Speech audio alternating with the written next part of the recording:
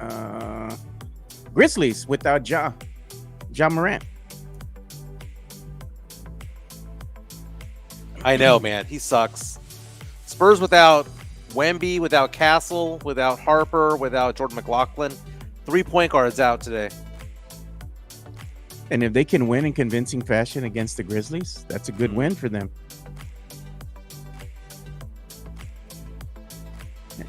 Okay. I saw the injury report too, and I was like, damn. I think the big news, though, was the Wemby. It's going to be out 2 to 3 weeks. I think it might be closer to 4. That's just me. They're going to be really careful with him today. Yeah, there's no need to rush him back, dude. Sending out my last email for work. Get this going, baby. All right, now I'm ready to do the show. So what does this mean, though? Like, we're going to talk about it on the show as far as health-wise for Wemby. Because remember I told you that the playing window, right, for a big man versus somebody else who's not 7'5", 7'7", right, that their career window is different, right? Because big men notoriously have issues with their lower extremities, hips. They're going to have issues with their legs, knees, feet. But on a scale of 1 through 10, how bad is this injury, or is it just being precautionary? Because that's the Spurs way, man. The Spurs way of doing things is keep them rested as much as possible. Look what they did with De'Aaron Fox. De'Aaron Fox was ready to go before the season started. They had him wait an additional 2 or 3 weeks, man.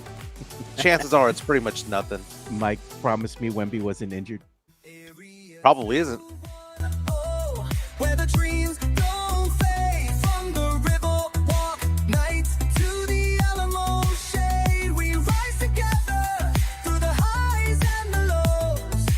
Area 210. Oh, it's the life that we chose.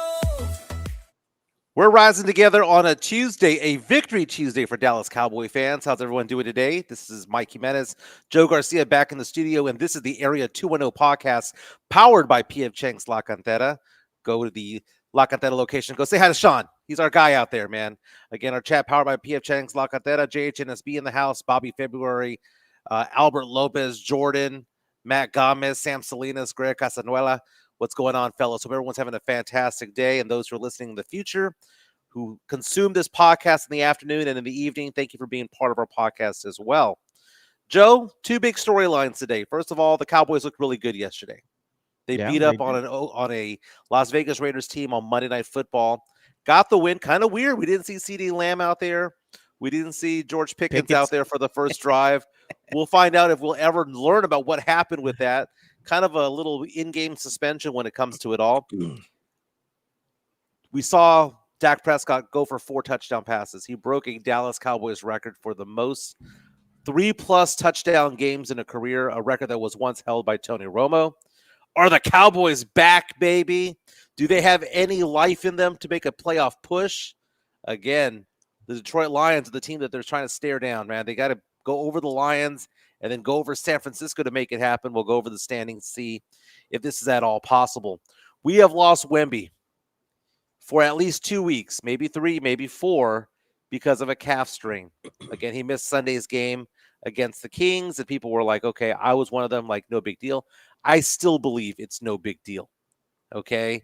The Spurs, when it comes to the star players, are treating them with baby gloves right now and just basically making sure that they're going to be okay. Wemby looked fine going in and out of the tunnel the other day. He looked fine on the sidelines. I bet you that if it was a playoff game, he'd probably be out there playing. But it's a regular season game against a bad Memphis team. No John Morant. Spurs without 3 point guards. No Dylan Harper. No Stephon Castle, who exited Sunday's game. And also without Jordan McLaughlin, alongside no Wemby. Spurs still favored by 6.5 points tonight against the Grizzlies. Okay, so are the Spurs being overly cautious? Are we worried about this? Is this a big nothing burger when it comes to it all? We'll get into that as well. And whatever topics you Necios have in mind when it comes to taking part in our chat. Again, we are powered by P.F. Chang's La Cantera.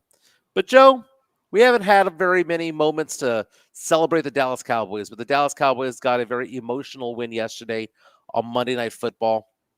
Yeah, let me do this, Mike. Let me do it. Oh, okay. How about them Cowboys? Yeah!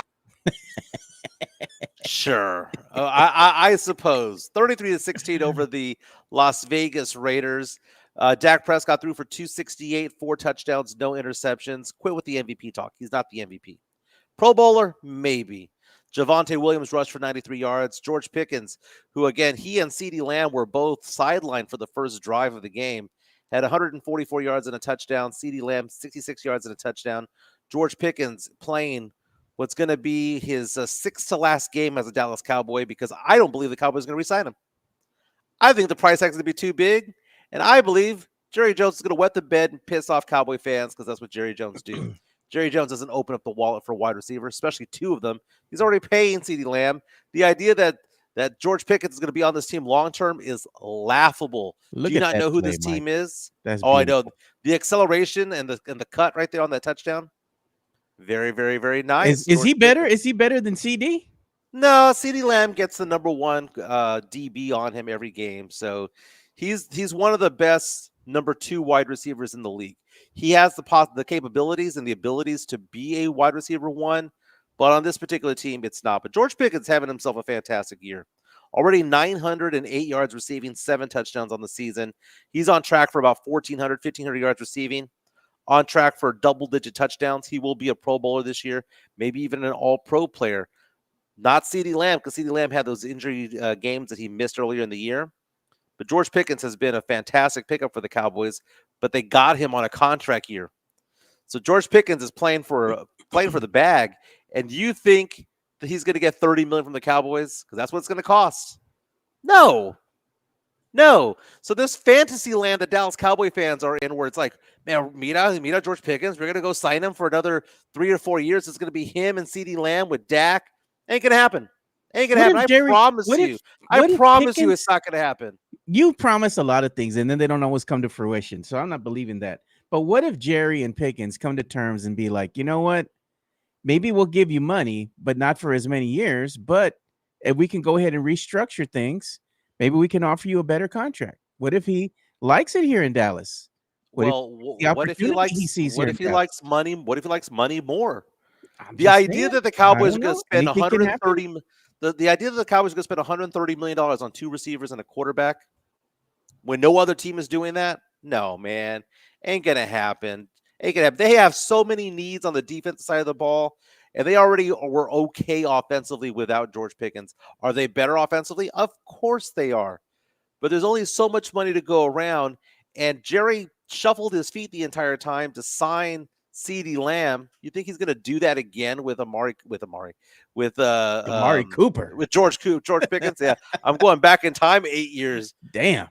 But the Cowboys did have their most complete game in about a month and a half yesterday. It was on Monday Night Football. It was a very emotional game. Marshawn kneeling on the minds of Cowboys and Cowboy fans everywhere because he had taken his life just 2 weeks before.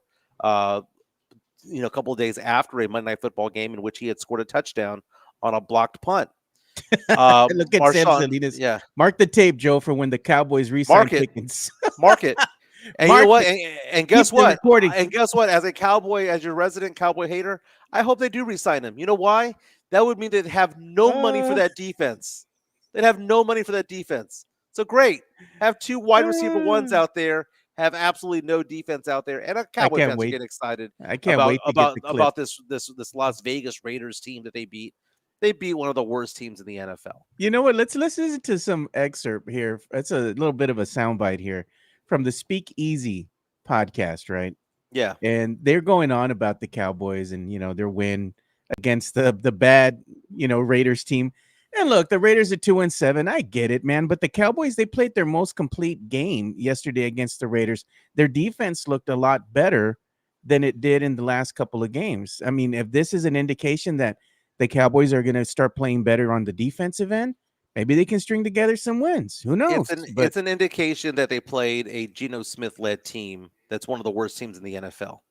That's what it's an indication of. No different than the Cowboys beating the Giants. No different than when they play the Jets. No different than when they play these crappy teams. They beat the bottom dwellers. That's what they always do, Joe. But go ahead. You want to hear Emmanuel Acho, former Longhorn? Yeah, let's hear what he has to say. this Cowboys team and these new additions played as great as you can expect. Between the new additions, between Quinnen Williams, between DeMarvion Overshown coming back from injury, between Kenny Clark, remember that trade with Micah Parsons, you got 2 sacks, 3 TFLs. You held Ashton Genty to 7 yards 7 yards rushing on 6 carries. 4 sacks, got a pick. This Cowboys defense played as good as you possibly could have hoped for with all of these new additions. And Quinnen Williams, Kenny Clark, that combination, you might have the best defensive tackle combination in all of football the Cowboys just did. And they flipped it like that in 9 weeks of an NFL season between those 2 gigantic additions. So I don't think it's too far-fetched to say the Cowboys can make the playoffs because division games are difficult. Beyond division games being difficult, we'll talk about the Eagles momentarily. The Eagles got a subtraction in Lane Johnson. The Cowboys got an addition in Quinnen Williams. Cowboys play the Eagles next. Kansas City Chiefs are on beep, beep, beep. They're on life support. Yikes. Cowboys got the Eagles, the Chiefs, the next 2 games. Cowboys got a chance. Man, I like Emmanuel Acho, but that's the dumbest minute 12 I've heard of in my entire life. Oh, that right there, Joe, that right there is how you know ESPN, FS1 are in bed with the NFL, in bed with the Cowboys. They can't have the Cowboys be on primetime on Thanksgiving and it be a meaningless game. They can't be on primetime on Sunday Night Football, which they're going to be in a few weeks, or Monday Night Football again, and it'd be a meaningless game. They can't have the Cowboys be flexed out. But look at it this way, Joe. The Cowboys have how many wins this year? They have 4 wins, right? They're 4-5-1. Here are the teams that they have beaten this year. The New York Jets, who are 2-8. The Las Vegas Raiders, who are 2-8. The New York Giants, who are 2-9. And the Washington Commanders, who are 3-8. They have not beaten one team who is 500 or better. Not beaten one team, Joe. The Cowboys, in a 4-letter word, suck. And I don't care what they did against the Las Vegas Raiders yesterday. It was an inspired game because, again, one of their own passed away a couple of weeks ago. And I get that. At the end of yesterday's podcast, I did say that, hey, they're going to play an inspired game. They're going to win this game. I would have bet my mortgage they're going to win that game. Okay? But they played a bad team. And this idea that they're going to somehow beat the Chiefs and the Eagles, and they're going to, the Eagles are struggling, they're going to beat the Eagles. And no, they're not going to, Joe. Says who? What if they do? What if all reality? You're spewing poison right now because you hate the Cowboys. You want them to lose so bad. But no, I'm go ahead and start winning. Calling out reality, Joe. Here's the reality. Even if they win, Joe, means nothing. So even if they win and they get it to the playoffs, Mike's gonna be que me la pelan todos. They're not going to be the playoffs. Come Joe, on. what does it take to be in the playoffs, Joe? Here's how they make the playoffs. They got to be a top 7 team in the NFC. Right now, they're number 10, right? They got to leapfrog over Carolina, who beat them earlier this year. They have to leapfrog over Detroit, who's 6-4, and they somehow have to catch up to the Niners, who are 7-4 right now. Again, 7-4 Niners, 6-4 Lions, and 6-5 Carolina Panthers. No way in the world they can do all of that, Joe. Because all 3 of those teams have to drop ass the rest of the way, drop pants the rest of the way, and the Cowboys have to win so bad. You want them to lose Joe, so bad, Joe. bro. I don't want them to not miss the playoffs. They already did miss the playoffs. That's like saying I don't want to have the sun rise in the morning today. It already did. The Cowboys what do you wake up with in the morning, Mike? What is it that you wake up in the morning with? With a heart on and a desire to make money and Cowboys hatred. And Cowboys hatred coursing through my blood, my veins, right? You hate Joe, them so much, I'm bro. stating the obvious. Joe, the Cowboys could win 3 in a row, Joe, and go 7-5-1, and guess what? They're still out of the playoff hunt. Still. Could they beat the Eagles? Yes, the Chiefs are the same team they were. They have to run the table, Joe. The only way the Cowboys make the playoffs is if they run the effing table. This is kind of like the movie Major League, where they brought out the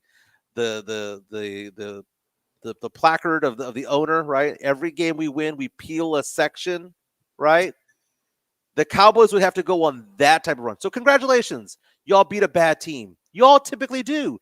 You're gonna give the Cowboy fans a golf clap? Yeah. Giants, Jets, Commanders, Come on, man. Bottom dwellers that you guys have beaten. And we're Man, you somehow better hope they don't make the playoffs and then they Eh, somehow get into the Super Bowl because and you're gonna look even silly, bro. and even though it's already Thanksgiving time frame and we haven't beaten a team that's 500 or better, we're somehow going to run off and win 4 of those games and make the playoffs. And every single team above the Cowboys is going to be losing simultaneously, and pigs will fly out of my ass, man. I mean, it's just so stupid, Joe. Congratulations, y'all got to win. Did George Pickens look good? Great. Guess what? Take the pictures, have the memories. He ain't going to be there next year. Congratulations, you all got to win. That's it. You're And the Sam biggest Salinas Cowboy says, hater that's out there, man. Mm-hmm. No, Mario Cavazza says the Cowboys are beating the Eagles. Wait and see. If not this upcoming weekend, next year or after. Daniel Bautista says, I bet everyone hating that we want to win is a win in the that we want a win is a win in the NFL. No, Daniel, you understand. The game's over. Okay. It's like that thing I see on Twitter all the time about how they have that one headline that said Chris Paul made a big 3-pointer to cut the lead to 38. It was like the game was already over. Congratulations, you made a 3-pointer. Congratulations, you got an end of the season win.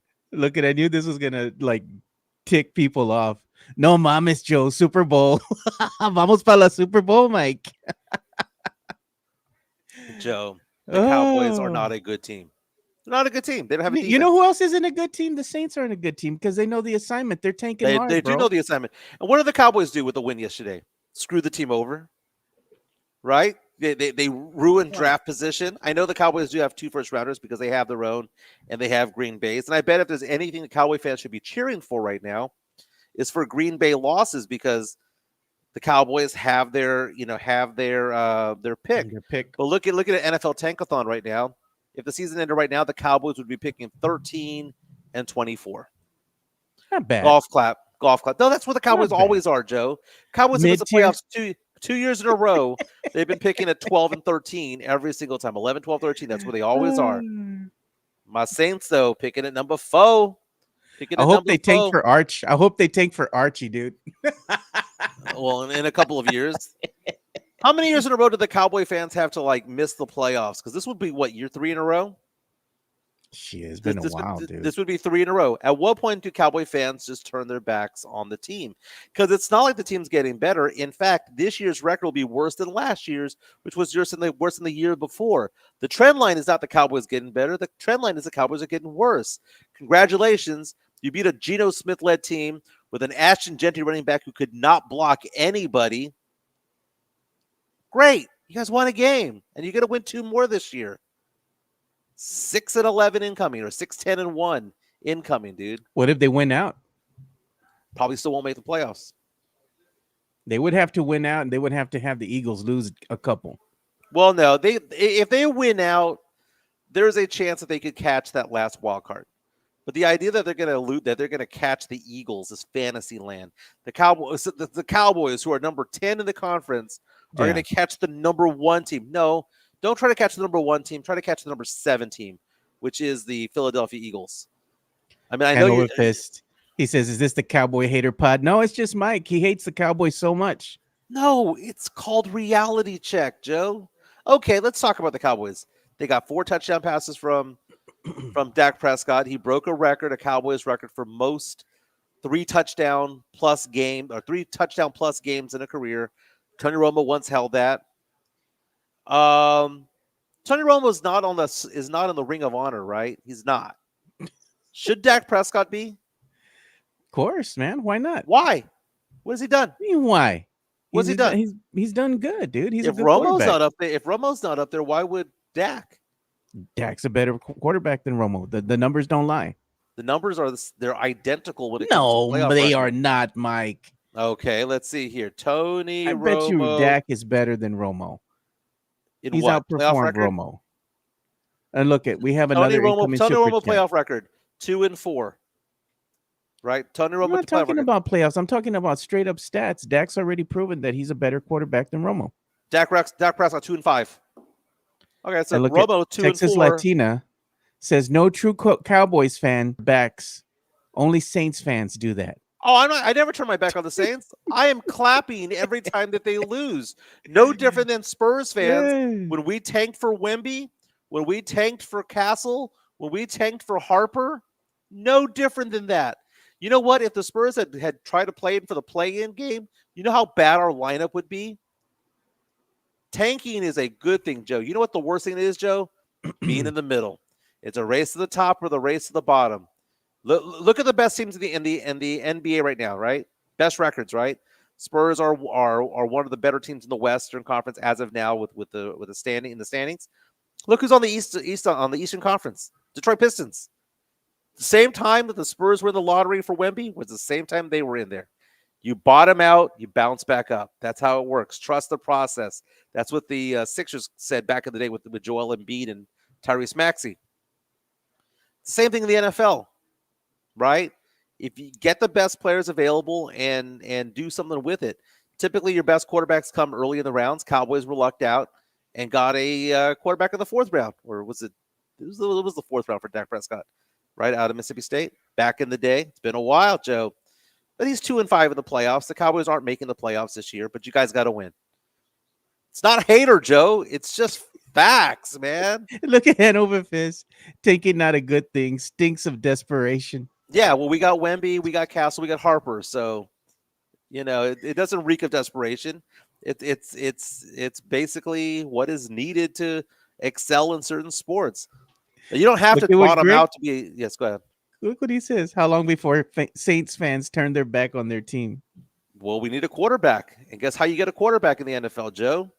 You get him early in the top 10. No Rattler? I thought you all were behind Rattler, bro. No? Ah, dude, Spencer Rattler sucks, dude. We've known that from the beginning, dude. There's no talent within there that run. Get a Fernando Mendoza, get a John Mateer in the second round out of Oklahoma, and you'll be fine. Man, you chose violence today, dude. You woke up and you spewing the Cowboys hate is strong. Okay, Joe, you're the one who instigated this by saying, "Can the Cowboys make the playoffs?" And the answer I said is, that's all I asked a question. That was all I said. well, the answer is hell to the F no. In your eyes, it is. In my eyes, why not? Why Dude, not? in the standings eyes. Why not? Why not? Because there's a team that's 6-4 ahead of you, and a team that's 6-5 ahead of you, who have better records, who are closer to making the playoffs. And the Eagles are the number one team in the conference right now at 8-2. 8-2, 4-5-1. Big difference between the two. So even if the Cowboys beat the Eagles, who cares? Who cares? There's still more games that you'd have to catch up. And if you guys beat the Commanders again, who cares? Who hasn't beaten the Commanders? Man, Mike, you need to wake check me your blood up pressure, bro. Wake me up when the Cowboys. No, this is as calm as I've been, Joe. Wake me up when the Cowboys beat a winning Turning team. red. You're turning red. No, I went for a walk yesterday. I did 3.5 miles. I'm toning down. Black is slimming. Oh my God, bro! You need to relax. You check your blood pressure. Okay, Joe. Let's visit Fantasyland. Let's visit Fantasyland. Cowboys won. George Pickens is going to be a Cowboy for life, and he's going to sign a team-friendly deal, right? Why not us, as said by Dak last night on SVP? Well, then that just shows that Dak is stupid. Dak should try to keep winning games, right? But the whole why not us? Why not us? Because you guys lost 5 games already. Why not us? Oh my God! Look at Because this. you guys one, are Jay. 4-5-1. Look at this comment. This is something you would say. Mike could do push-ups with his Cowboys hate boner. I could do pull-ups. Jerry Harris and Jimenez is throbbing. I can't wait for the Cowboys to win next week, and then they'll be 5-5-1, and they're going to look around going, we're back at 500. We're in the playoff hunt. And meantime, the Niners are going to be 8-4 and the 7 seed in the NFC. Come on, man. What's the Cowboys' signature win, Joe? What is it, Mike? They don't have one. What is the Cowboys' signature win? What is the one that you hang your head on and go, but we got that one? Like the Spurs right now, signature wins the Rockets. What is the Cowboys' signature win? Is it the Jets? Is it the Well, their Giants? signature win could be against either the Eagles or it could be against the No, Lions. no, we're already 3 months into the effing season, Joe. What is their signature win right now? It's not like we're week 3. We're 10 games out of a 17-game season. What's the signature win? A tie against Green Bay, who, by the way, is not as good as advertised. No, they're not, dude. So, I mean, They beat the Commanders. who's 3-6-1 or 3-6, 3-7. Think about this, Joe.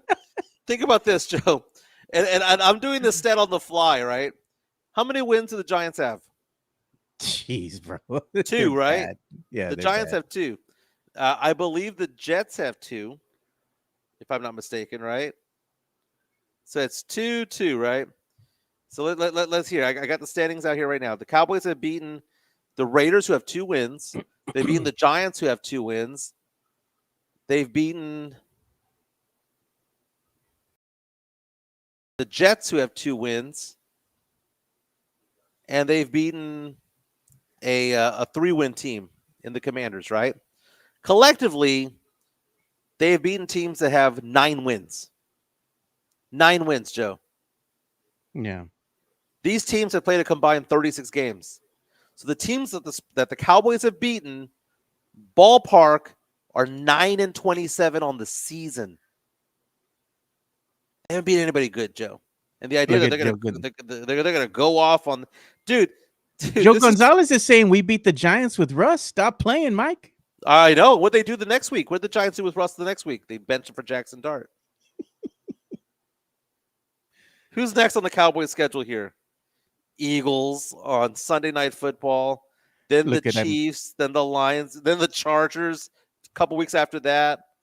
Come on, man. They can still make the playoffs, Mike. They can still make the playoffs. And monkeys at- might fly out of my ass. I don't know. And that Joe. could happen too. Look at this. I got a incoming question here. It says, ask Joe who he thinks has a better chance of making the playoffs, Spurs or Cowboys.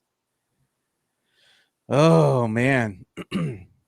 Cowboys are in charge of their own destiny, but given their track record, I'd have to go with the Spurs on this one. I think the Spurs have a better chance of making the playoffs than the Cowboys. Yeah. And Joe, talk to me about George Pickens, man, because that guy is good, man. That boy good. That boy good. Like Coming to America said, man, fantastic route runner. That burst of acceleration, he has handles. He runs great routes. He can improvise out there. George Pickens is what you want in a wide receiver 1. Cowboys already have a wide receiver 1 in CeeDee Lamb, who they pay north of $30 million a year. With George Pickens, why would they pay him $30 million if you're going to give your wide receiver 1 $30 million? You pay for productivity. That boy good, man, but I'm just saying if you can try to work a deal out, I'm just saying maybe that might be attractive too. But he's a free agent, Joe, which means that other teams are watching Monday Night Football going, we can get that guy. We if they have the cap space and they need that, look at all the teams out there that need a wide receiver 1. The Giants need, when their star rookie went down with an injury, that's a wide receiver 1 that went down. You have a bunch of teams out there who might think that they're a wide receiver 1 away. Maybe it's Indianapolis, the Indianapolis Colts. Maybe it's the Broncos, who just give Bo Nix another target, right? Give Danny Dimes another target. You never know a team out there that thinks that they're one piece away, maybe a wide receiver 1 away from getting into the Super Bowl. And so the Cowboys aren't going to be sitting there, negotiating by themselves and go, hey, well, what if we offer you $22 million and team-friendly deal? What if Jerry sits him in the office and they talk business over an Egg McMuffin? Well, it's not going to happen because what happened last time? What happened last time they tried doing that? Need to talk to my agent. Got to talk to my agent. And that's the thing, Joe, is that you look at it as to me, I think it's more likely the Cowboys lose George Pickens in the offseason than keep him. And that might not be a bad thing. I'm not going to sit there and go, ha, ha, ha. Okay, I will. I will for a couple of days. But they have so many needs on the defense. And I know they picked up a couple of players, via trade, via whatever the case would be recently. I get that. But the idea of, man, that defense is back, man. They played the Raiders. The Raiders are one step ahead of UTSA football. Oh God, Mike. You The woke only up good with player, a the only good player on that offense is Brock Bowers. Brock Bowers, that boy good. That white boy good. the rest of the team. No, The rest of the team sucks. And Pete Carroll out there with his 75-year-old ass trying to head coach this team. Mike. That would have been Coach Pop coaching the Spurs, bro. Like past his prime, man. Right. I mean, his play calling. I mean, everything is just it's old, bro. Like old school from a bygone era. Mhm. Like retire, man. Why can't he just be like go and join like the ESPN crew or something and just analyze the game and get paid money? Cushy job. Right. Just do that, man. Everyone talking about the franchise tag, hand over fist, coming out saying, well, what about a franchise tag? And guess what you're paying him? $30 million. Because I looked it up just right now. A franchise tag on a wide receiver last year was $29 million, which means it'll be north of 30. So at that point, you're still paying, even if it's for 1 year, you're still paying a wide receiver $30 million to be alongside a $35 million a year guy in CeeDee Lamb to go along with a $60 million in quarterback in Dak Prescott. That's $125 million on 3 players on the offense that don't block, that don't run up the middle, that don't do anything but pass and catch. Yeah. It's a lot of What was money the to spend on that. play of the game yesterday? It was this one, dude, by Tyler Guyton. Let's go ahead and take a look at it. Take another look at this action. It was a pretty good shot, I'll say that. But I hope he's going to be okay. I think he'll be okay. Flop of the year, Mike. Oh, my God. Look at that. It's like he's in the NFL. It was a pretty good shot, I'll say that. But I hope he's That's great theater, man. Great theater. I like Jordan reaching out and saying, they put people in the Ring of Honor for never getting past the first round of the playoffs. LOL. You saying that Dak Prescott belongs in the Ring of Honor. Just saying. I mean, at the end of the day, he has better stats than Romo. The numbers don't lie. Well, it's a different. It's. I mean, the stats of the 2020s is different than the stats of the early 2000s, just different than the 80s. It's a different game, different rules, What different is that things saying, allowed. though? The infamous saying from the Miami Dolphins head coach: "In order to win the game, you got to play not to lose the game." Yeah. And then also keep in mind, there are 17 games played in the season now when back in the day it used to be 16. Mario Cavazzo saying that Mike is in the emo stage of his life wearing back-to-back T-shirts.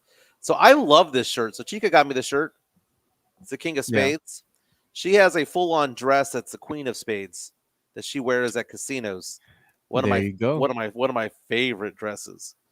So very nice. I wear this alongside of her when she wears her Queen of Spades outfit. They said the flop was you at the oyster bake fight.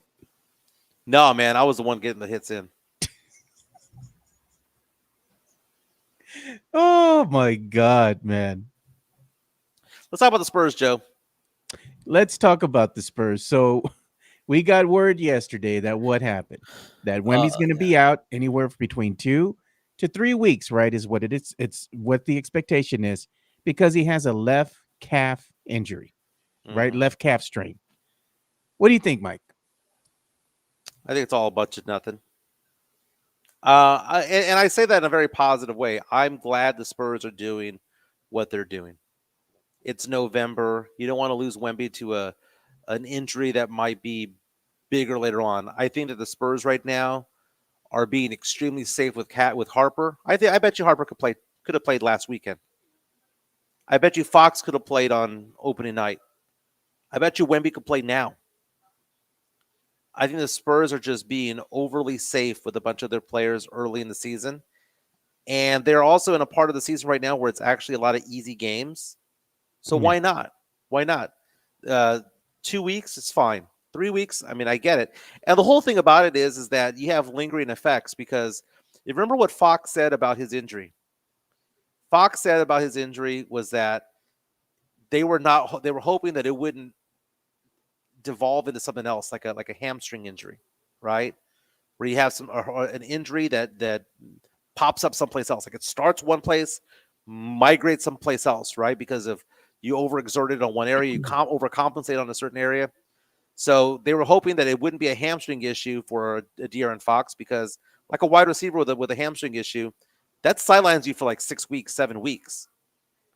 So the thing about the calf is that the calf can affect your Achilles. And for a 7-footer, when they said it was a calf injury, I didn't think anything of it. What I don't want to hear is Achilles. I don't want to hear foot.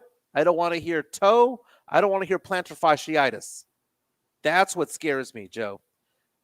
So for them to say it's a minor calf strain, they're just being safe, dude. I don't 2 to 3 don't, weeks at being minor. Yeah. How many Yeah. games is he going to miss? Because Texas Latina brought up a good topic of discussion. Wemby being out will hurt the chances of Defensive Player of the Year if he's out 11 games. Well, I think it's 16 because I believe you need to be in 65 games.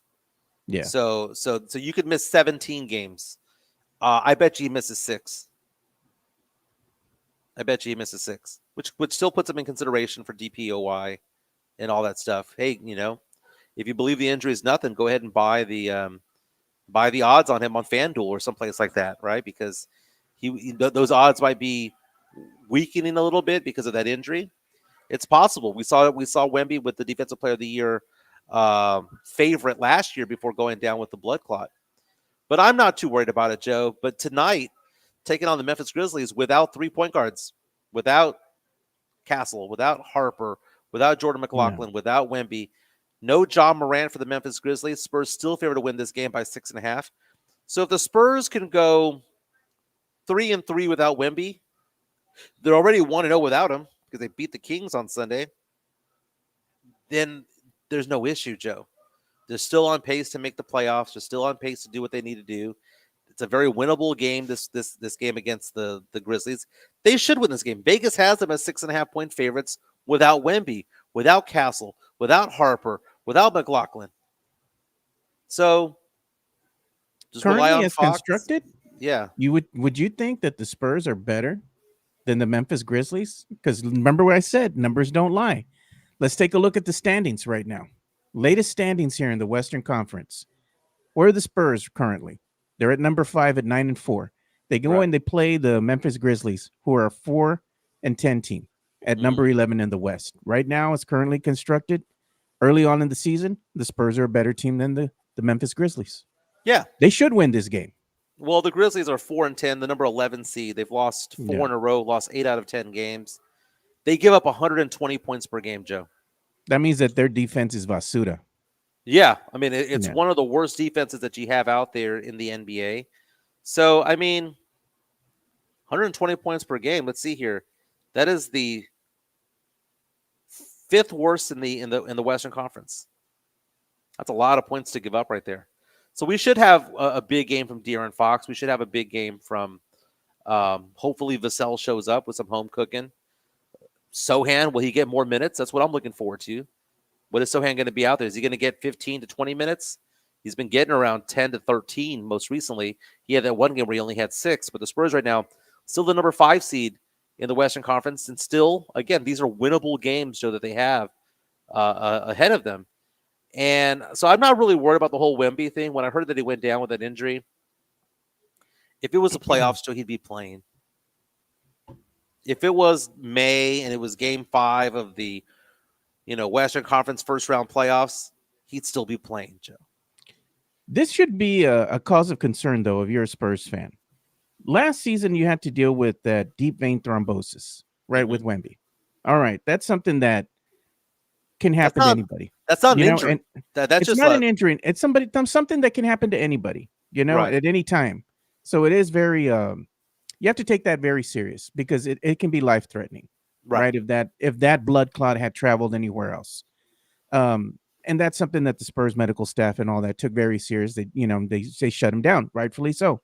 Mm-hmm. Now this year, early in the season, Spurs are looking good. Wemby was looking good first couple games there and everything.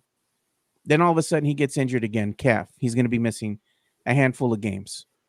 My biggest question mark is durability. And I've already brought this up many times before.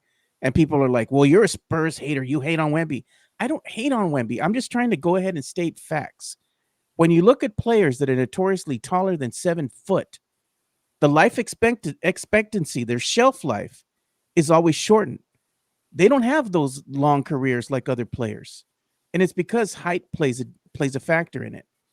Injuries are going to be part of the game. I'm not saying that Wemby's going to be injury prone all the time, but we're going to see. Okay, he's going to be missing a handful of games right now because he has this calf strain. All right, comes back healthy, gets back into the swing of things again. How many more games is he going to miss due to phantom injuries or load management, or really he gets injured again and, well, he has to sit out again? What did you say to me all the time? What is your best catchphrase? The Best best ability is availability. Exactly. But here is I guess the main question is, Joe, there's a difference between being hurt and being injured. Everybody's hurt. Look at the NFL right now. Cowboys Raiders game last night. Everybody on the field was hurt. Doesn't mean they were injured. Injured means you have no chance of playing that game. But you look at the injuries that he's had a lot of minor issues over the years, going back to even when he played for the Parisian team out there in France. Before he entered the NBA, he broke a finger. He sidelined for a month with a broken finger. I mean, on a scale of 1 through 10, how bad of an injury is that? It's a broken finger. It happens from time to time, right? He had a stress fracture in his leg in 2020. Okay, it wasn't a full-on break, but it was a stress fracture. He's had miscellaneous knee injuries, miscellaneous ankle injuries, but nothing that kept him out for long periods of time. Deep vein thrombosis, the in the right shoulder, the blood clot, that's a freak injury. Not an injury, it's a freak medical development. Like I said, it can happen to anybody at any time. He's never had a major injury. He's had a lot of hurts, but not a lot of injuries. Injuries to me is like Jeremy Sohan, who misses 25 games in a season. Those are bad back. Those are injuries to me. And let's not forget Vassell. Vassell's going to miss a handful of games as well. Happens every single year. You can tune your clock by it. Jeremy Sohan going to be injured. Devin Vassell going to be injured. Happens every season. So someone asking the question, what about Nikola Jokic? How come he doesn't have any injury issues? Of course he does, man. He has injuries all the time. He's had a wrist injury. I'm looking at his history of injuries over the years. He's currently with a wrist injury right now. Wrists and ankles have been his injuries over the years. Hip, he missed games because of a hip injury in 2024. He missed injuries. He missed games because of a back in 2023. Calf injuries. Again, he had a calf injury, Nikola Jokic, in March and April of 2023. He had a hamstring injury that missed 4 games in January of 2023. So the idea that it's just Wemby that gets hurt, no one else does. No one's playing 82 games, Joe. No one. And I think the Spurs are looking at this and thinking to themselves, look, if there is a 10 or 20% chance that this becomes an Achilles injury down the way because he's overcompensating with his weight, if that is a thing, why don't we just nip it in the bud, have him miss 5 or 6 games, and make sure that he's healthy the rest of the way, as opposed to trotting him out to 2 games or 3 games that are very winnable anyway and risking injury at that point. They're okay with the hurt. I don't think they want an injury. Dude, if it was in the playoffs right now, he would have played. If the playoffs were in October, De'Aaron Fox would have played opening night. That's all I'm saying, Joe. Yeah. So we'll see, Mike. I'm saying, man, when you're tall like that, your shelf life isn't the same. It's true, but until he has an injury, I'm not going to be worried about it yet. Midtown Texas saying that Wemby's the Jimenez of podcasts, or I'm the Wemby of podcasts rather. I'm good for 75% of the games. Which reminds me, I'm going to be in Corpus tomorrow and Thursday, so we got to figure that one out.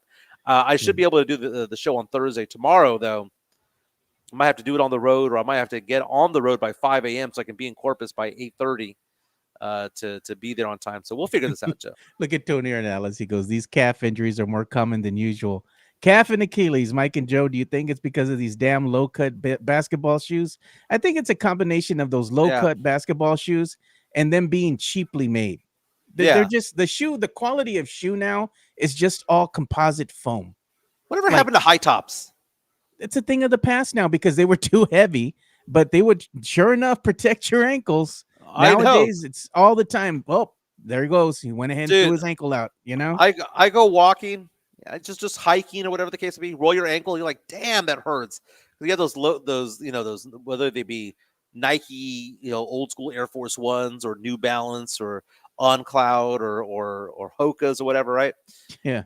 But back in the day, man, Joe, with those high top shoes, you can roll your ankle and flip over them and not be hurt at all, Joe. Like it protected your foot like a cast. Yeah. I mean, just saying, basketball shoes back in the day, they protected your ankles quite good. But nowadays, I mean, everything is just so cheaply made with, like I said, composite foam, and it's real light, and supposedly it helps the players out there on the court and it gives you better performance or whatever. But I'm like, they're always having the same problem. Ankles, Achilles, calf, all the time. Yeah. Greg said you always miss it Wednesday. I didn't say I was going to miss Wednesday. I just say it was going to be difficult. We may need to have a third party involved. Might have to have a guest. I'll reach out and see if I can get somebody to come out here and be a guest with me. Just to be on the safe side. Because worst case scenario, I'll do the James Pleasure, and I do it while driving down Highway 59 to Corpus Christi. I've got a lot of client meetings over there over Thursday and Wednesday and Thursday. But it's all good. It's all good. Did you see this? I want to show you this. This was funny, man. They had Draymond Green talking crap, and he was talking about Wemby. Wemby scared of me. That's what. No, you know what? Okay. So let's talk about this real fast. Draymond Green talking about the fact that he got dunked on by Wemby. It didn't count because they called it on the floor, which, by the way, is bull crap. Okay, because two things. Isn't it like a technical foul? To foul somebody before the play starts? That's one thing, right? Second thing is that if it happened before the play started, it was an alley-oop, which means that and Wemby was in the air the entire time. Dude, it was that takeaway of that dunk right there, Joe, that lost the game for the Spurs because it was game, set, match at that point, and it gave Golden State life, and Golden State took advantage of it all. But when you see this tongue-in-cheek thing about Wemby that Draymond Green has right there, Draymond Green talks crap about everybody. Oh, yeah. But I think in his heart of hearts, though, I think he loved Wemby. So let's hear what he had to say on his podcast. He's gone on record saying he likes Wemby, dude. So let's play it. I said, you scared of me. He's like, what? I ain't scared. All right, watch this. I had the chance to battle with the big fella, Wemby. We had our moment. I know everybody spoke about the dunk. Right before the dunk, I blocked his shot. When I blocked his shot, I looked at him, gave him a crazy look, like, yeah. And he was like, oh, what? You too small. So I walk up to him. I said, you little. You too little. He's like, what? I'm too little. All right. I said, you scared of me. He's like, what? I ain't scared. All right, watch this. That whole conversation happened walking from one block to the other block. And then we start fighting for position. Everything else just happened in slow motion. And he does this spin. But when he spin, he was like still in place. He took one step and he's in front of the rim, catching the lob with the left. I thought I could get the lob when I saw it go up. I had no chance at getting it. Thought Jimmy could get the lob from the backside. He had no chance at getting it.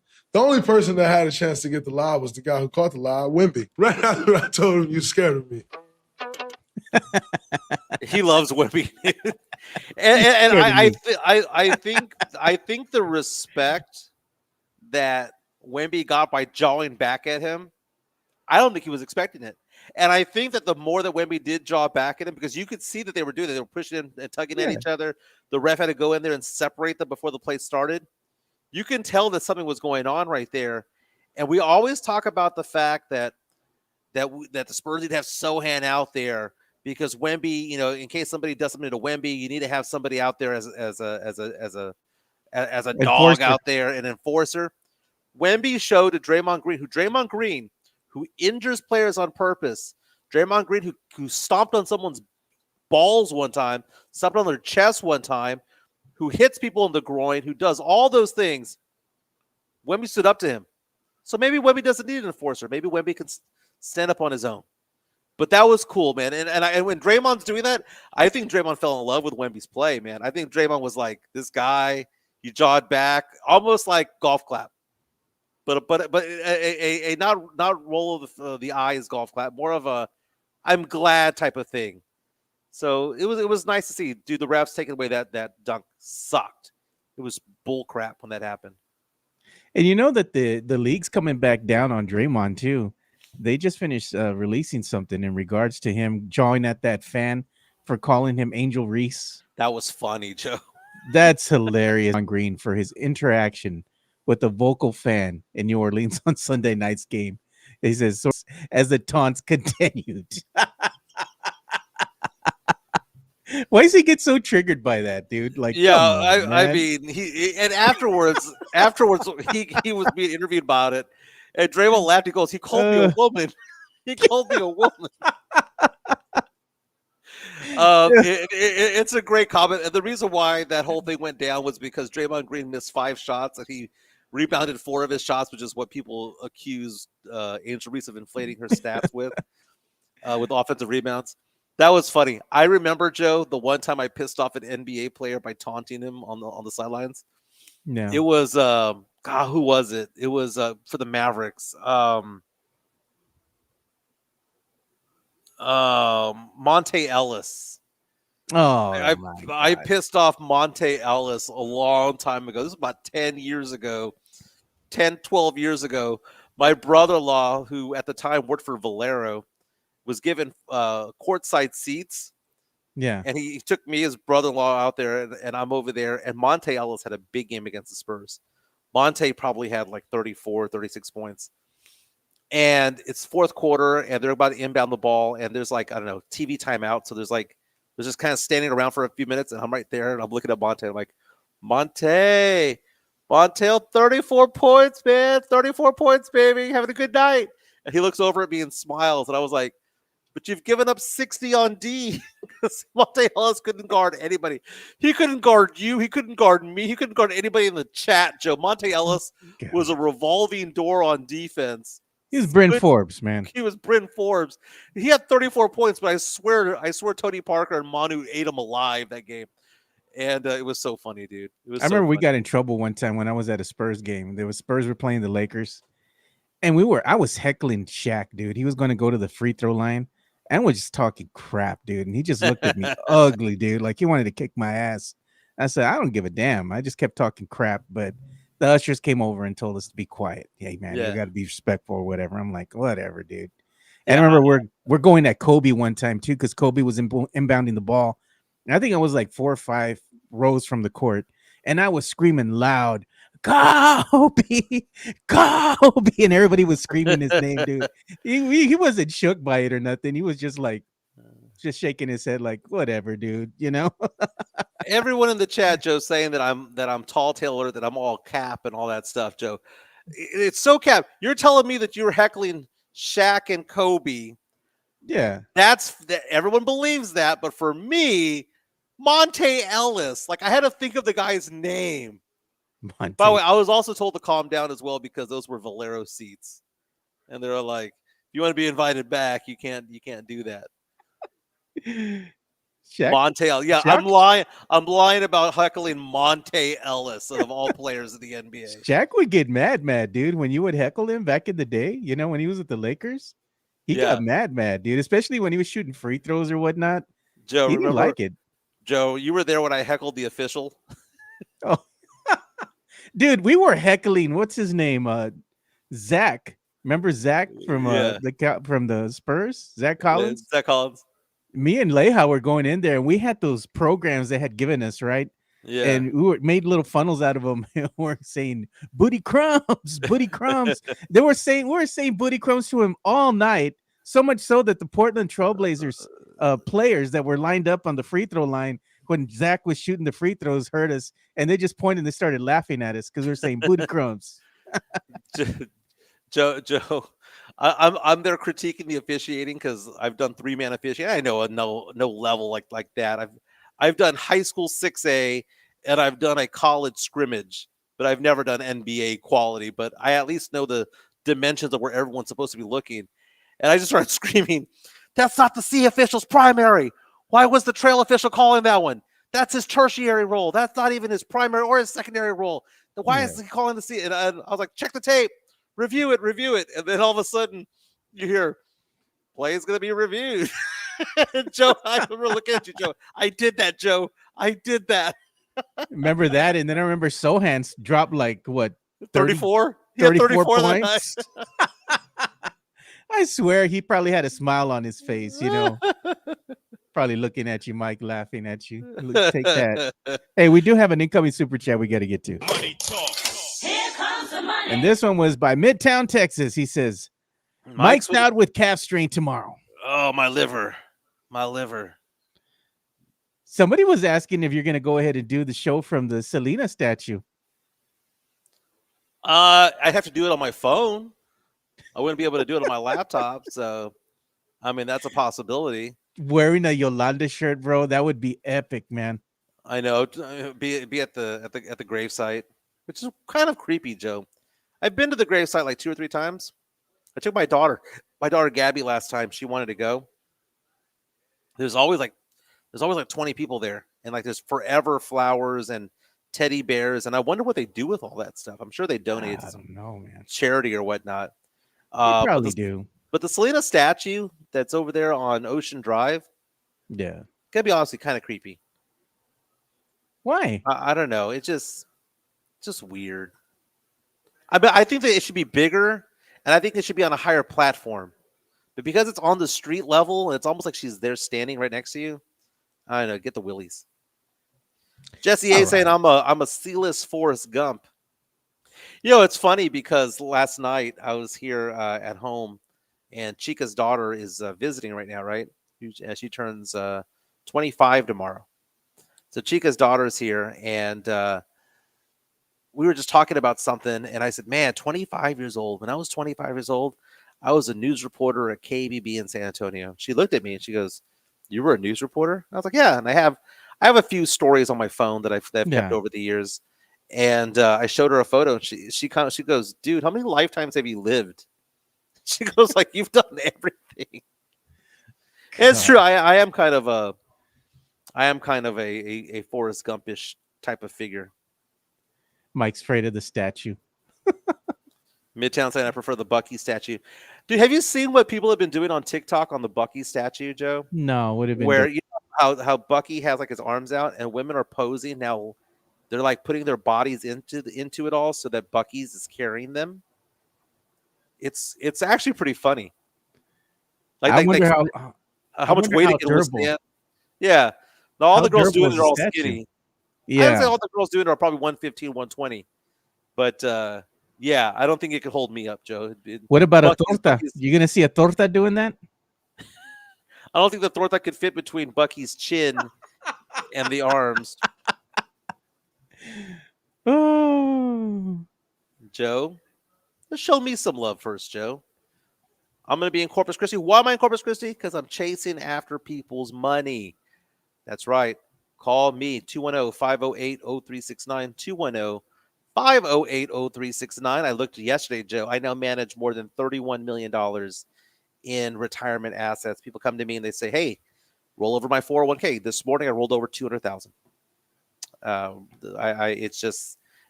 blessed by this business. I have people coming in over that I'm meeting with in Corpus tomorrow who are all retiring, who have all pensions to roll over. Beautiful stuff, man. I've got other things for this upcoming week. I've got some small cases, 5,000 here, 10,000 there.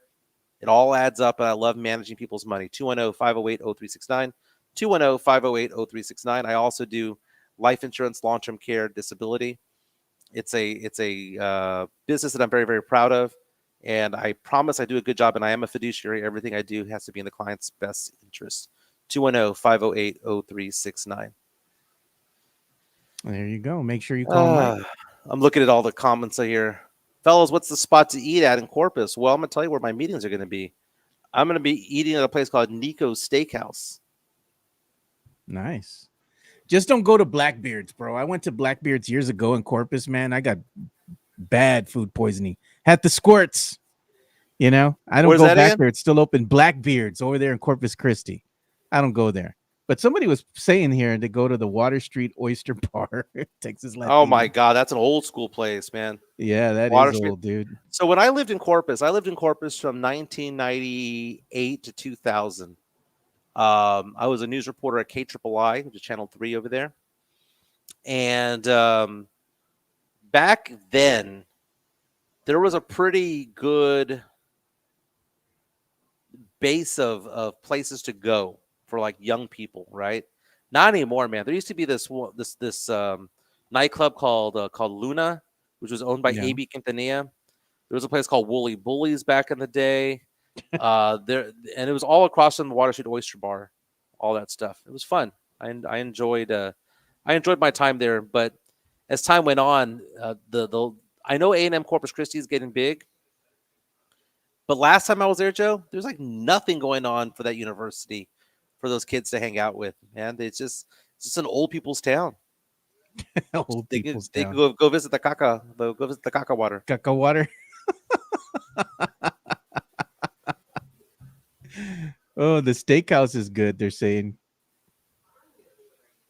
go there. Hey, you know, one thing with breaking news right now is we know that they had arrested, right, former NBA player Patrick Beverly. Yeah. But TMZ is releasing the details about why he was arrested. So It involved his sister. involving his sister, it says he's been accused of choking and punching sister in the eye. And as you look at the excerpt here, the article that TMZ just released here not too long ago, it says that he's accused of punching his sister in the eye and choking her for up to 30 seconds at a Texas home. Yeah, because she was caught with another dude in there. By the way, that's the ongoing belief that she was caught with another dude who was like 18 or 19 years old. There wasn't a big age difference between the two. No. But he said that he was protecting her, but really he was beating the crap out of her allegedly. Yeah. And then Beverly's sister said that she left her home in the middle of the night without permission to see her boyfriend at a nearby park on November the 14th. And I guess, you know, the altercation ensued here. I mean, come on, man. Like, this is not right in any That universe, happened man. over in Come on. Houston, by the way. That all went That's down not in Houston. good, dude. I mean, like, you might get in disagreements or something. I mean, I get in disagreements with my sister, you know, but it doesn't mean that you're going to do something like that to them. Oh, You I know know. what I mean? Like, come on, dude. I don't understand people who put their hands on women. I don't Wood get it. chipper. All of them deserve the wood chipper, bro. Yeah. My wife Chica was talking to me yesterday about this thing that happened with this girl who was continuously assaulted by her own uncle. She was showing me this news story yesterday. Yeah. I said, burn that mother effer at the stake, dude. Yeah. Man. Like Wood a chipper. wood chipper, do something, Joe. Yeah, man. But that's a bad look, dude. Like, he even has, like, I guess he comes out like on podcast and, you know, he does the rounds on TV and stuff. They have him in there talking NBA and stuff. But I mean, what's gonna happen to him now because of this? Right. I mean, his NBA career is over. No, I know that, but I'm saying life afterwards, right? Coming out as an analyst or whatnot, as a talking head on some of these stations and whatnot, getting asked to become be a guest on a podcast. I mean, are those opportunities still going to be available to him because of what's No. going on right now? I mean, like, come on, I mean, dude. no one's going to want to listen at that point, Joe. No. Joe, what are your thoughts on the penny dying? That is a weird enigma, dude. Did you hear about that, Joe? It's weird because even like the other day I took my little niece to McDonald's. Of course, you know, I would spend almost every other weekend with my nieces. So I took my niece with me. We're looking again for a new tree, right? Christmas tree. So she's like, "Hey, uncle, I want to get something to eat." She wanted a Happy Meal from McDonald's. That's her go-to. Cool. We go to the drive-thru and it has a sign, right, as you're ordering. And it says that due to the penny shortage, they're not giving you any change in pennies anymore. Mm-hmm. That they're rounding up or what have you. You know what I mean? So they don't have to give Never you a the round penny. down, Joe. Never a round No. down. Never round down. They're gonna round up. They're gonna round up. But I think it's weird, dude. I mean, the penny was something that I guess we took for granted, but now like I guess you're noticing the importance of a penny, 3 cents, 2 cents, 4 cents. It adds up here and there. But I mean, the penny shortage is weird because they stopped making pennies. They took them out of circulation. So Mhm. now, I mean, like I guess people are oddly trying to hang on to them now, so they don't want to give them up. Well, the thing about it is that the cost of making a penny is 3 cents. Yeah. The next thing to go is going to be the nickel, which is it costs 10 cents to make a nickel. So the government loses money by printing these things out. The penny, yeah. Or creating these things. I find that to be interesting. We're going more and more to a cashless society anyway, Joe. Yeah. And it's so funny because I think it's based on generational things. Like I don't like carrying cash. Chica does, but Chica doesn't like carrying lots of Yeah. cash. She feels weird if she doesn't have $40 to $60 on her, like just straight up. I have cash. to have at least $100, dude, on my left clip. Right now, I'm getting low. I've been using some of the cash, so I always put cash back here on the money clip. Right. I found can't- more money in the car, dude. I got like $75 in the car right now. That's just there. But I like to have at least $100 bill with me at all times on my money clip, just in case something happens. Like the other day, remember I told you the internet went down, had to pay for gas, had to pay with the $100 bill. Yeah. Well, Juiceman says on our stream here, Juiceman 5562, welcome. Says, nah, man, every penny counts, brother, especially if they keeping it and you losing it. That's true. Texas Latina saying, I have rolls of pennies just sitting around. That's the thing, man.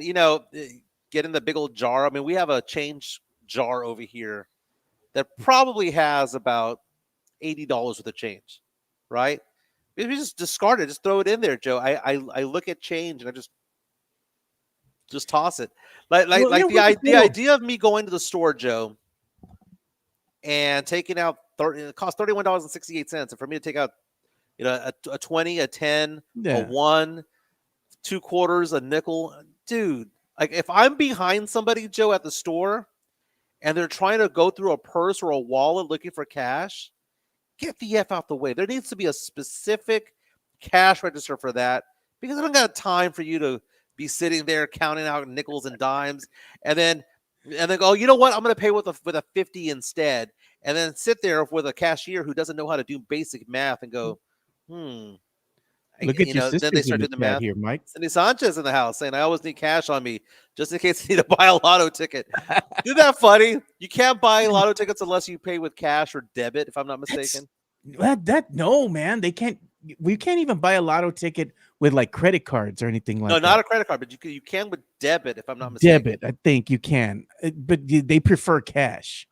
Like, it's weird, I can see the credit card, because if you go ahead and pay with the credit card, nowadays you're dealing with a lot of stolen stuff, right? Stolen identity, or somebody stole somebody's card, going to use it there.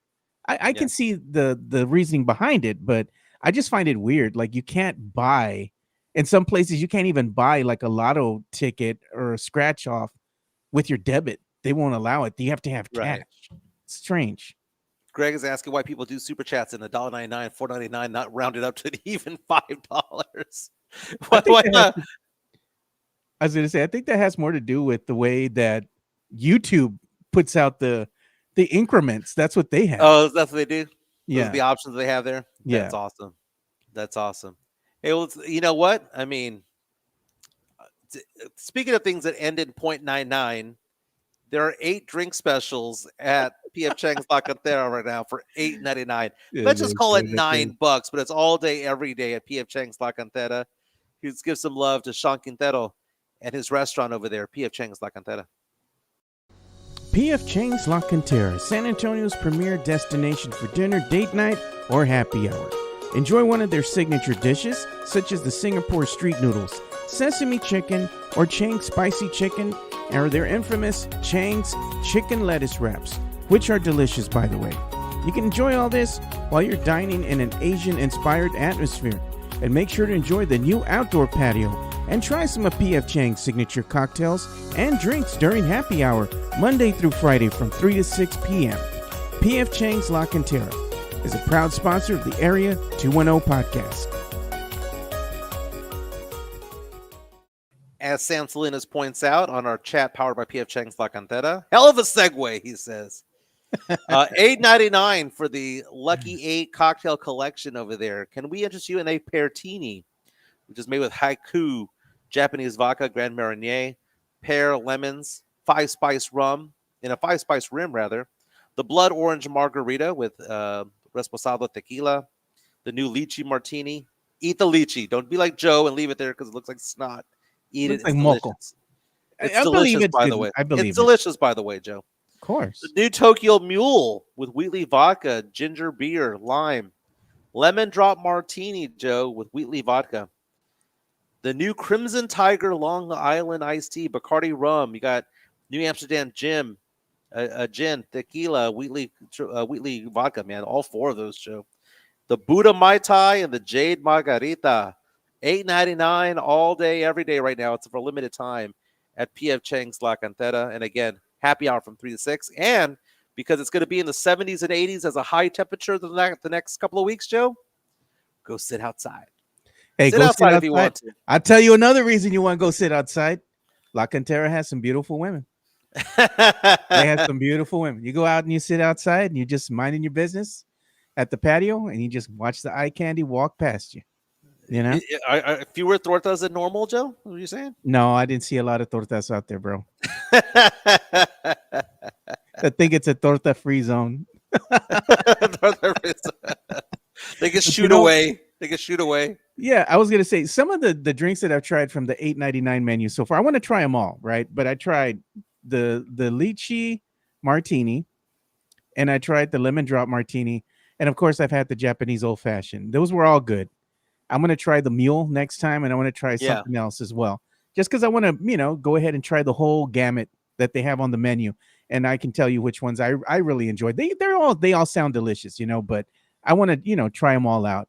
And if you go with, I've tried 3. Yeah. I've tried the Mai Tai, I've tried the lychee martini, and the lemon drop. yeah, and I was gonna say if you go out there, my favorite server that Sean has over there at PF Chang's is gonna be Didi. Ask for Didi. She's good, man. I like her. She's cool. There's a young guy he has over there who talks a lot of crap that gives Sean just complete crap. It's so funny. I like Didi though because she's she's the best server that I've had so far there. And not only that, but she's also a bartender. So she knows how to make your drinks. So when she's recommending drinks for you as you're eating, listen to her because she knows what's really good there, and she makes recommendations. Oh yeah, try this. This is really good. You want me to make you one? I'm like, yeah, sure. Let's do it. So she's really cool, man. So if you go out there, ask for her. For those in the chat right now, since we talk about pop culture around here, Joe, is Tulsa King worth watching with Sylvester Stallone? I don't know, dude. I've heard good things about it. My They say sister it's a loves good it. series. My They sister say it's a good Joanne series. loves it. And they have new episodes out So it's basically like Sopranos, but in Oklahoma. in Oklahoma. Yeah. Yeah. So Maybe- there's that other show with Jeremy Renner that's on Paramount Plus. Because I'm on a 7-day trial with Paramount Plus right now. And if it's good, I want to keep it. But Chica was not interested in Landman because Landman was way too cochino for her. That's just her taste. She didn't want it, right? So now I'm looking at the other shows there. There's that one with Jeremy Renner, right? The Kings of whatever. It was too slow, dude.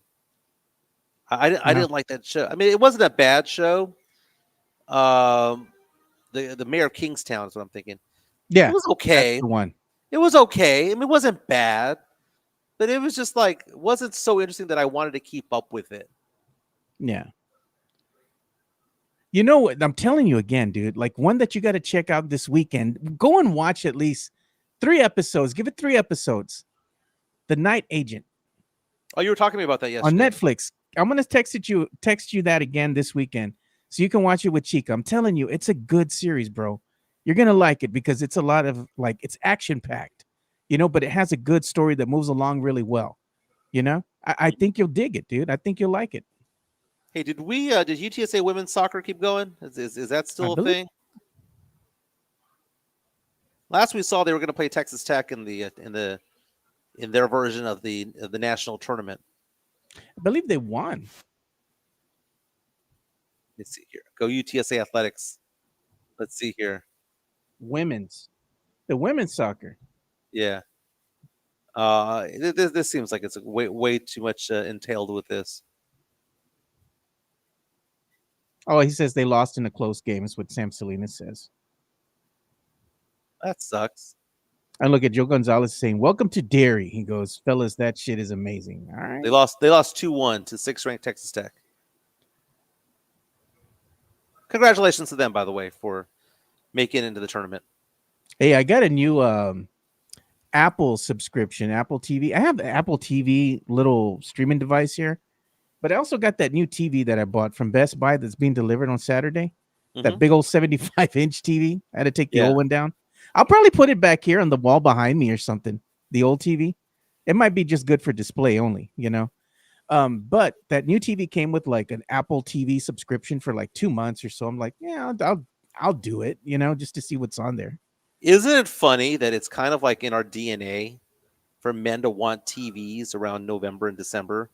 Hey, I needed one, man. Oh, it's always because it's Christmas time, Joe.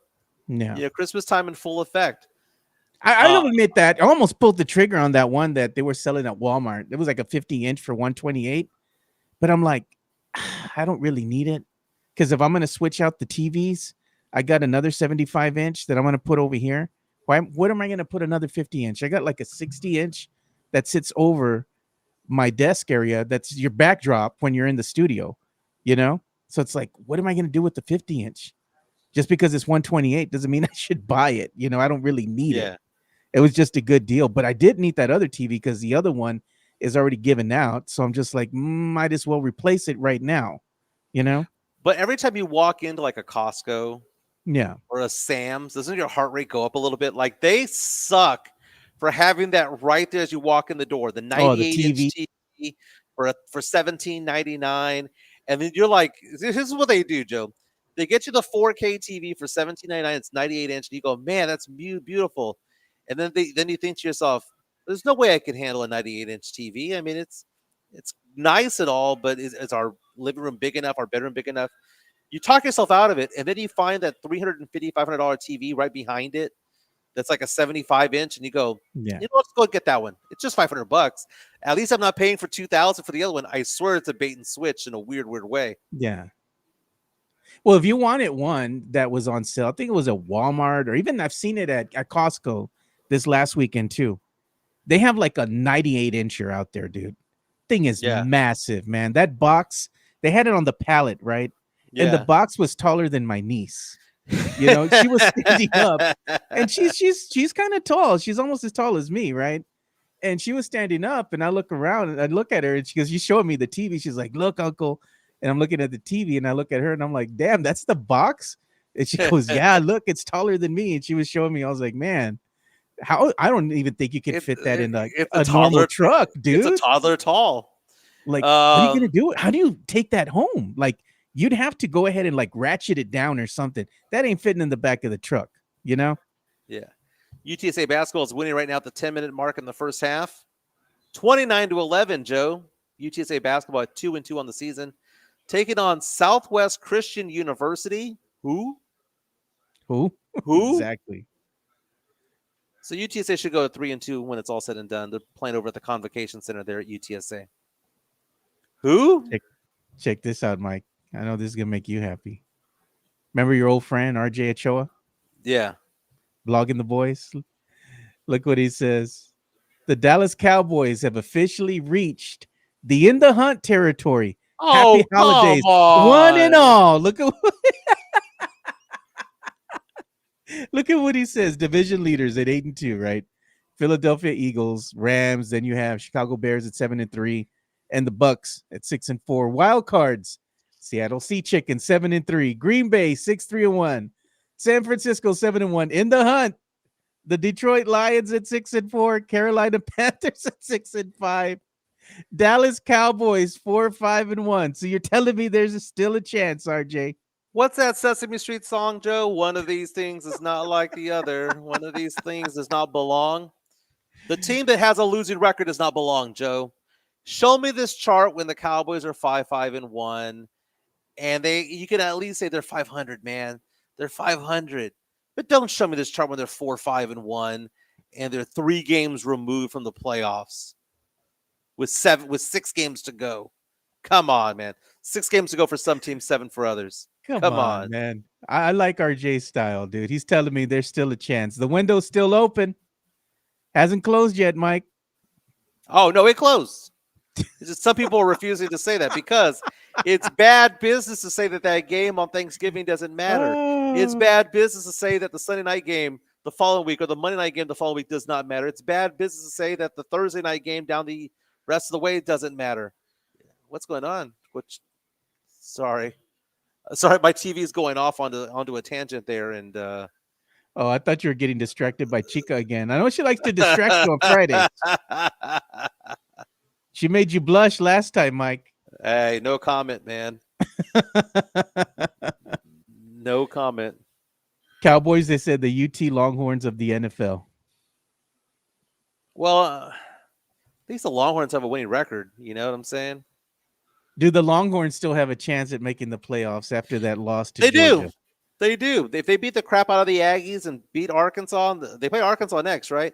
Yeah. Then they beat the crap out of an Aggies team that would be undefeated because the Aggies play Samford this weekend, which is basically a tune-up game. They'll be undefeated. They'll be what, 11-0 at that point, 10-0, 11-0 at that point. If UT goes in, wins that game, they can argue, Joe, that they have the most impressive win out of any team in the top 15, right? Because Ohio State would be undefeated, because Indiana might be undefeated, so no one would have beaten any of those 2 teams. But to beat a 10-0 team this late in the season, I think it gets them in, Joe. Think so? Yeah, because they're not going to want to take BYU and Utah. We're not going to have 2 Utah teams in there. But wouldn't that be great, Joe, for a tournament? Imagine a tournament, 12 teams, and you have UT there, you have A&M there, and you have Texas Tech. Lots of things to cheer for in the state of Texas. Would be nice. You want to see how far the Longhorns fell? Because remember last week they were at what, number 10 in the college AP poll with that loss against Georgia? Where are the Longhorns at now? Number 17. Yeah, and the Longhorns would have to get to number 11 or 10 to make that happen. So let's say the Longhorns win this week, right? 2 of those teams ahead of them will lose. So they'll vault to number 15. The question becomes, will a victory over number 3, an undefeated A&M team, vault them from 15 to 10 or 15 to 11? I think it does. Do you know who has a really good chance there of making the playoff, which would be interesting, Joe? Look at who's number 22. Oh, who is that? Do you recognize that? No, I don't. They're out of Texas, Joe. Here's another Texas team that could make it. Out of Denton, Texas, North Texas, baby. The Mean Green out of North Texas has a legit chance. Really? Win out, and they're in the playoff. Because it's not the top 12 teams, Joe.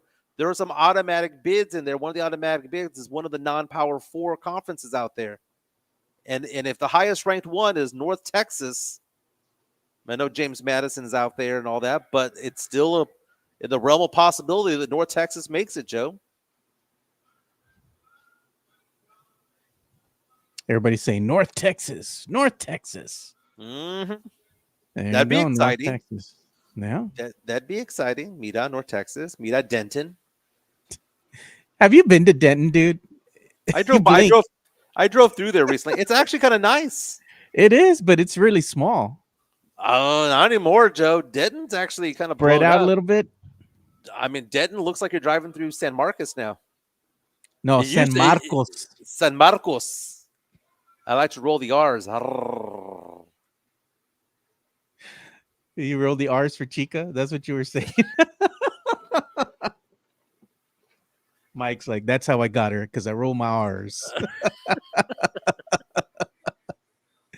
I do like it when Chica's there on Friday and she distracts you. That's pretty funny, man. Because it's like squirrel. You can see it in your eyes. Or like, it's okay if you got to go, Mike.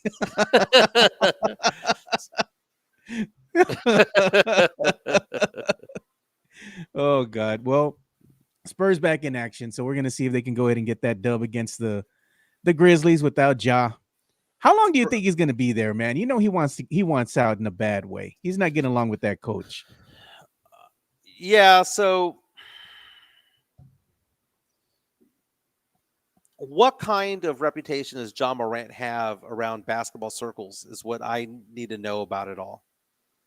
He's obviously very talented. He was one of the top players taken in the draft a handful of years ago. He's an all-star. He has a good smile about him. He was in a movie, for crying out loud.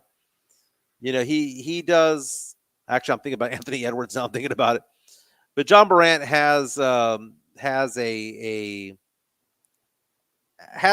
success in his career. But is this one of those things where basketball circles blames the coaching, or do they blame the player? Think about what's going on in the NFL right now. We see Sam Darnold back-to-back years leading a team to the playoffs. But when he played for the Jets, was it a Sam Darnold problem, or was it a Jets organizational problem? Cleveland Browns, was it a Baker Mayfield problem, or was it a Cleveland Browns organization problem? The whole John Morant situation going on, it's normal for fans to go off and back inside the coaching staff and over the player, but it might not always be the case that way, Joe. I mean, look at it this way: they had a coach out there who had a winning record, who had won playoff series, who had won playoff games, that they got rid of, Taylor Jenkins. So we got some new video here of Wemby. What you got? Let's go ahead and show what we got. So this is from Matthew Tynan. Mm-hmm.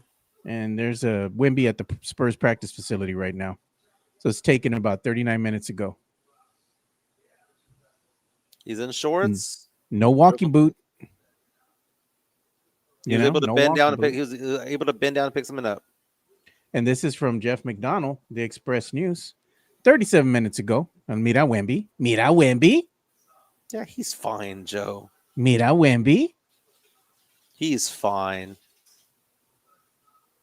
No tiene nada. No me pasa nada. Might be scheduled. Might be scheduled load management, Joe. Nah, who knows, dude. I'm okay with it. You know, Yeah. They don't need to rush him out there for 82 games. What matters is he healthy in May? Is he healthy in April, May, and hopefully June? Is he healthy around that time? That's all that matters. And it doesn't look like Dylan Harper as well. Just come back healthy. They're just being really, really safe about it. And that's just the Spurs way. And maybe the players appreciate that more than anything else. You can tell when they're really hurt, Joe. Well, you can tell when they're injured. I'm not saying that he's not hurt. I'm not saying that the calf strain's fake. But what I am saying is that the remedy for it is not 2 weeks rest. It's probably just a week's rest. But they'll give him 2 or 3 weeks. It's fine. These games don't matter until the end of the season anyway. Joe, let's call it a show. Let's call it. We'll probably have a co-host tomorrow. We'll probably call somebody in to co-host tomorrow. I still want to be on the show. I don't have anything going on at 10 a.m. tomorrow. Yeah. But there's a possibility that I'll be on Highway 59 on my way to Corpus Christi tomorrow. So either A, I get there early, or B, we figure it out. But I'll be part of the show somehow, some way tomorrow. Yeah, I'll probably see if I can bring somebody on. Maybe I'll reach out to Sean Quintero and tell him to bring in Mike Mitchell Jr. There you go. Might get the call up. Everybody seemed to like him so much. He's very knowledgeable. He's great. Great guy. I like him a lot. I like him and I like his wife. They're very nice people. I didn't meet the wife yet. Haven't met the wife yet. She's great, dude. They're both great people, man. I met them too. They made the rounds over there at my daughter's wedding dinner over at La Cantera, the PF Chang's location there. And they came to say hi and everything. Great to meet them again. Even Sean's wife was out there too. She came by Very to say cool. hi as well. They're great people, man. Sean's wife's amazing too, so Yeah. shout out to all of them. Great group of people. Well, fellas, I'm going to go get a haircut because I got to get ready for my business trip tomorrow. Haircut, get a shave. Gonna look good. Gonna lift the ears a little bit. Joe, and I'll go for a walk today, dude. I did over 3 miles yesterday. Think I'm gonna try to go for 4 miles today, Joe. Yeah. Let's make it happen. Yeah. They're asking us to bring Darian back. I'll reach out to Darian today actually and see if he wants to make an Yeah. appearance.